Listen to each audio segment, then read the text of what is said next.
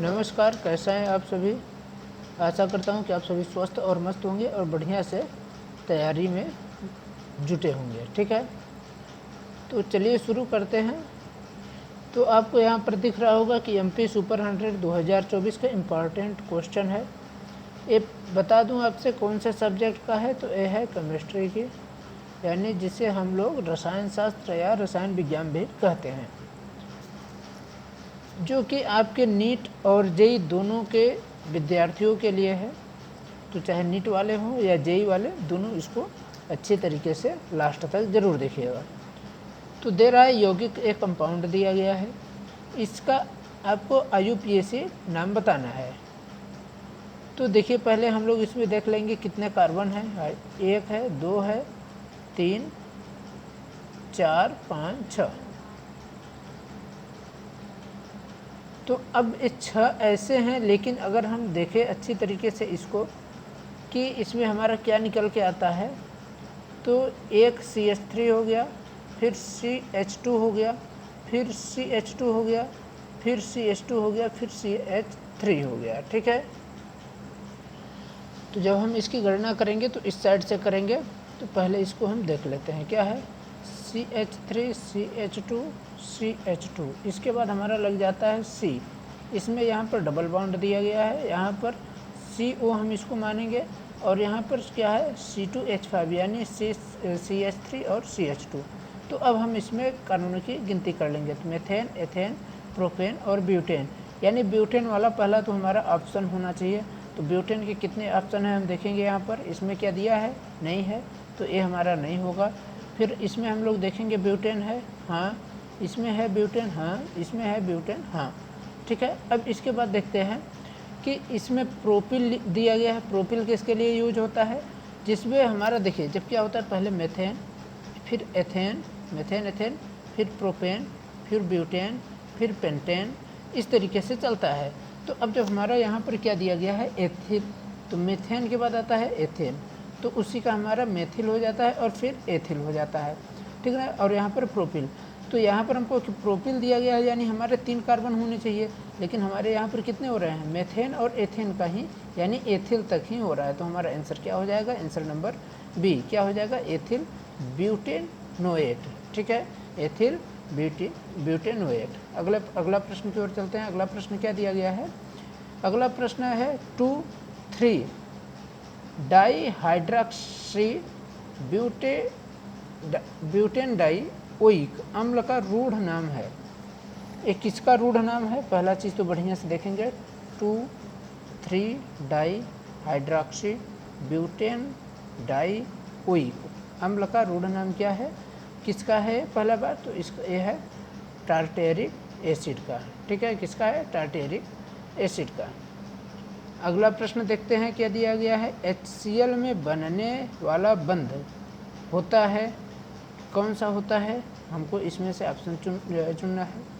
जबकि C2HCl में दोनों कार्बन परमाणुओं के बीच बनने वाला बंध है, यानी हमको यहाँ पर 2 ऑप्शन आपको भरना है। दो सब में दिए गए हैं। पहले में क्या है, एकल सहसंयोजन बंध, विद्युत सहसंयोजक बंध, यानी HCl में बनने वाले बंध एकल सहसंयोजन बंध होगा। और यहाँ पर C2HCl में जो बनने वाला बंध है वो क्या होगा, वो विद्युत संयोजक बंध होगा। पहला ऑप्शन तो ये दिया गया है। दूसरा ऑप्शन बोल रहा है एकल सहसंयोजक बंध होगा, फिर इसमें द्विसहसंयोजक बंध होगा, इसमें बोल रहा है समन्वय बंध होगा, और इसमें विद्युत संयोजी बंध होगा, फिर समन्वय बंध होगा, द्विसंयोजी बंध होगा। तो आंसर नंबर क्या हो जाएगा, आंसर नंबर बी हो जाएगा। क्या, एकल सहसंयोजक बंध होता है और द्विसहसंयोजक बंध होता है। ठीक है, अगले प्रश्न की ओर चलते हैं। आयनिक बंध का निर्माण कब होता है, आयनिक बंध का निर्माण तब होता है जब कौन परमाणु एक या एक से अधिक इलेक्ट्रॉनों को खाली जगह परमाणु में स्थानांतरित कर देता है।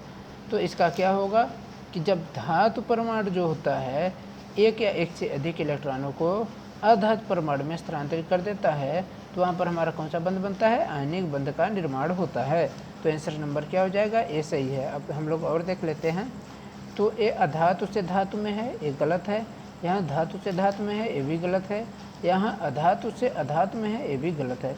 तो सही आंसर क्या हो जाएगा, सही आंसर ए हो जाएगा हमारा। ठीक है, अगले प्रश्न की ओर चलते हैं। अगला प्रश्न हमारा क्या दिया गया है, निम्नलिखित में से कौन सा एक गुण नहीं है। तो इसमें से आपको दिया गया है क्या, निम्नलिखित में से कौन सा एक भौतिक गुण नहीं है। तो इसमें से सब भौतिक गुण है, लेकिन एक ऐसा गुण है जो कि भौतिक गुण नहीं है। तो क्या दिया गया है पहले देख लेते हैं। यहाँ गलनांक, यहाँ क्या दिया है क्वथनांक, इसमें विलयता, यहाँ पर प्रतिक्रियाशीलता। तो ये हमारा क्या हो जाएगा, इसमें प्रतिक्रियाशीलता। आप कभी प्रतिक्रियाशीलता नहीं सुने होंगे, मेल्टिंग पॉइंट सुने होंगे, बॉइलिंग पॉइंट सुने होंगे और सोल्यूबिलिटी सुने होंगे, लेकिन प्रतिक्रियाशीलता या फिर रिएक्टिविटी इसमें नहीं सुने होंगे। ठीक है, तो ये भौतिक गुण का उदाहरण नहीं है। क्या कौन सा नहीं है, डी नंबर। ठीक है, तो अगले प्रश्न की ओर चलते हैं। आवर्त में उच्च आयनन विभव कौन दर्शाता है। तो अब हम लोग देख लेते हैं आवर्त में जो उच्च आयनन विभव दर्शाते हैं वो कौन होते हैं। ऑप्शन नंबर ए दिया है क्षार धातुएं होती हैं, ऑप्शन नंबर बी उत्कृष्ट गैसें, option number C halogen, option number D प्रतिनिधि तत्व। तो आंसर क्या हो जाएगा, आंसर जो होता है उत्कृष्ट गैसें। उत्कृष्ट गैसें क्या होते हैं, उच्च आयनन विभव दर्शाते हैं। क्या है, उच्च आयनन विभव दर्शाने वाले कौन हैं। तो हमारा आंसर हो जाएगा उत्कृष्ट गैसें। फिर अगले प्रश्न की ओर चलते हैं। इसका नेक्स्ट प्रश्न हमारा क्या है, देख लेते हैं इसको। एक सेकेंड रुकिएगा।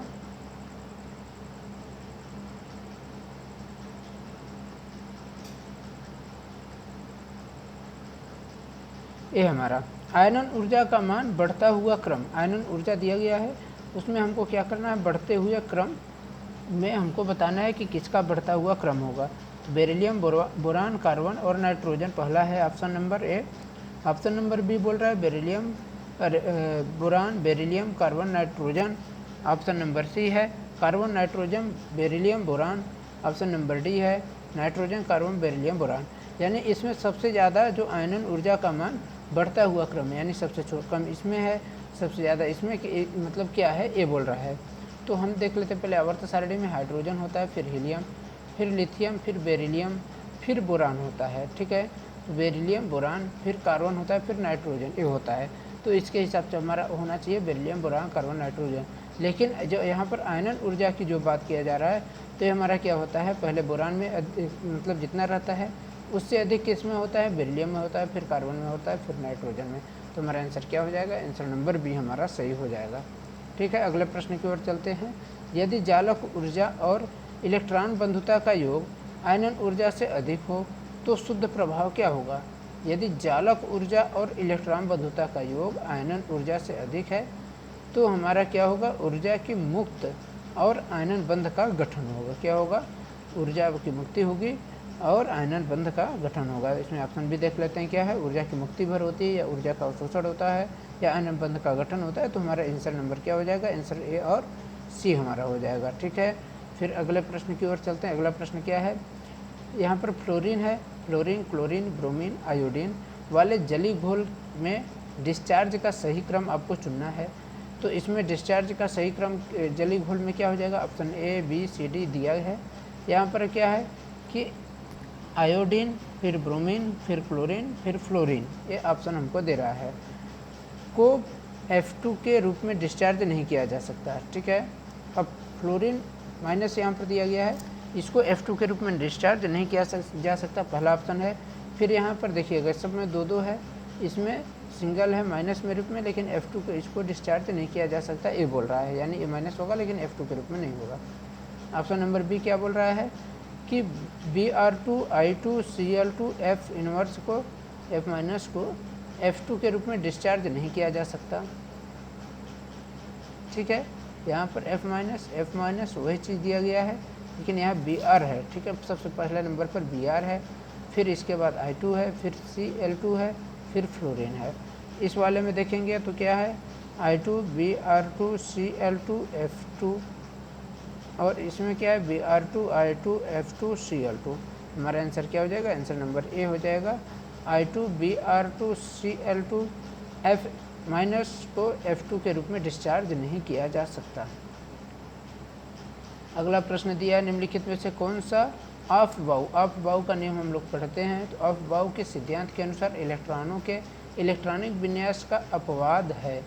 तो अपवाद कौन सा है हम लोग देखेंगे। इसमें क्या है कि ऑप्शन नंबर ए है, मतलब ये हमारे 1, 2, 3 हमको वो दे रहा है चूज करने के लिए कि क्या तीनों सही होगा, कोई एक सही होगा या कोई दो सही होगा या दो से अधिक भी हो सकते हैं। तो इसको हमको पहले देखना है। पहला कॉपर है, क्रोमियम है, फिर आर्गन है। ऑप्शन नंबर ए है ओनली 2 यानी कि सिर्फ क्रोमियम। ऑप्शन नंबर बी है 1 और 3 दोनों यानी 1 और 3 भर इसका कहना है। ऑप्शन नंबर सी है केवल 1 नहीं कॉपर भर इसका कहना है। और ऑप्शन नंबर डी है 2 और फर्स्ट यानी कॉपर और क्रोमियम। तो आंसर क्या हो जाएगा, कॉपर हो जाएगा और क्रोमियम। तो आंसर हमारा क्या आ जाएगा, आंसर नंबर हमारा डी सही उत्तर हो जाएगा। अगला प्रश्न हम लोग देखते हैं। शराब को वायु में खुली छोड़ देने पर यह खट्टी हो जाती है। कैसी हो जाती है, खट्टी हो जाती है। क्यों खट्टी हो जाती है, तो ऑप्शन दिया गया है यहाँ पर C2H5OH का ऑक्सीकरण हो जाता है इसलिए। ऑप्शन नंबर बी बोल रहा है कि C2H5 का अपचयन हो जाता है। ऑप्शन नंबर सी बोल रहा है कि C2H5NH2 का निर्माण हो जाता है। ऑप्शन नंबर डी क्या कह रहा है कि कार्बन डाइऑक्साइड का निर्माण होता है। तो हमारा आंसर क्या हो जाएगा, आंसर नंबर ए क्या होगा, C2H5OH का ऑक्सीकरण हो जाता है। तो शराब कैसी हो जाती है, खट्टी हो जाती है, क्योंकि ऑक्सीकरण जब हो रहा है तब वहाँ पर खट्टी हो रही है शराब। अब अगला प्रश्न देखते हैं कि जब NaOH के विलयन को क्रोमिल क्लोराइड की वाष्प को प्रवाहित किया जाता है तो विलयन का रंग पीला हो जाता है। यह किसके निर्माण से होता है। ऑप्शन है first number Na2Cr2O7। Option number B Na2Cr O4। Option number C CrO3। Option number D H2CrO4। तो आंसर क्या हो जाएगा, आंसर नंबर बी। अगला प्रश्न देख लेते हैं। निम्नलिखित में से किस स्थिति में एक अष्टक प्राप्त करने के लिए स्थिरता प्रदान नहीं की जाती। तो किस स्थिति में एक अष्टक प्राप्त करने के लिए स्थिरता नहीं प्रदान की जाती। तो ऑप्शन नंबर ए है hydrogen. Option number B oxygen. Option number C है लिथियम या ऑप्शन नंबर डी है हाइड्रोजन और लिथियम। तो ऑप्शन हमारा सही आंसर क्या हो जाएगा, हाइड्रोजन और लिथियम ऐसे हैं कि जिनमें स्थिति में एक अष्टक प्राप्त करने के लिए स्थिरता प्राप्त नहीं होती। ठीक है, अगला प्रश्न देख लेते हैं क्या है कि निम्नलिखित में से कौन परमाणु के अस्थायी विन्यास से प्रभावित होता है। विद्युत ऋणात्मकता, आयनन विभव, इलेक्ट्रॉन बंधुता। तो सही उत्तर हमारा क्या हो जाएगा, इलेक्ट्रॉन बंधुता और आयनन विभव। ठीक है, अगला प्रश्न देते हैं। प्रतिक्लोर यौगिक क्या होता है। प्रतिक्लोर यौगिक वे होते हैं जो क्लोरीन को अवशोषित करते हैं, उन्हें प्रतिक्लोर यौगिक कहते हैं। प्रतिक्लोर यानी क्लोरीन, क्लोर यानी क्लोरीन हो गया, प्रति मतलब आकर्षित करना यानी अवशोषित करना। तो प्रतिक्लोर मतलब क्लोरीन को अवशोषित करना। यहाँ पर क्या बोल रहा है, जो पदार्थ से क्लोरीन को हटाते हैं। ऑप्शन नंबर सी है विरंजक चूर्ण से Cl2 को हटाते हैं और इसमें बोल रहा है कि मैन्युफैक्चर करते हैं Cl2 को, ठीक ना, यानी crystallized which act as a crystallized in the manufacture of Cl2। तो हमारा उत्तर सही क्या हो जाएगा, उत्तर नंबर बी, जो पदार्थ में से Cl2 को हटाते हैं उसे प्रतिक्लोर कहते हैं। प्रतिक्लोर मतलब हटाना ही होता है, यहाँ अवशोषित बोला है तो ये नहीं होगा, क्या होगा, प्रतिक्लोर को हटाते हैं। इस ऑप्शन नंबर बी हमारा सही आंसर हो जाएगा। तो इसी के साथ हमारा आज का वीडियो समाप्त होता है। आशा करता हूँ कि आप सभी इसको लास्ट तक देखे होंगे। जो लास्ट तक देखे हों तो उनके लिए धन्यवाद, और जो बीच में छोड़कर चले गए हैं उनके लिए भी धन्यवाद। तो आप लोग पढ़ते रहिए, मस्त रहिए, और अगर आपको वीडियो अच्छी लग रही है तो इसको कमेंट करके कृपया फीडबैक अपना ज़रूर दें। ख़राब भी लगी हो फिर भी आप अपना फीडबैक दे सकते हैं कि नहीं वीडियो अच्छी नहीं है, इसमें कुछ चेंज करने की ज़रूरत है, या आपको कुछ सुझाव हो तो इसको ज़रूर दीजिए। ठीक है, धन्यवाद। पढ़ते रहिए, मस्त रहिए और अपने स्वास्थ्य का ज़रूर ध्यान दीजिए।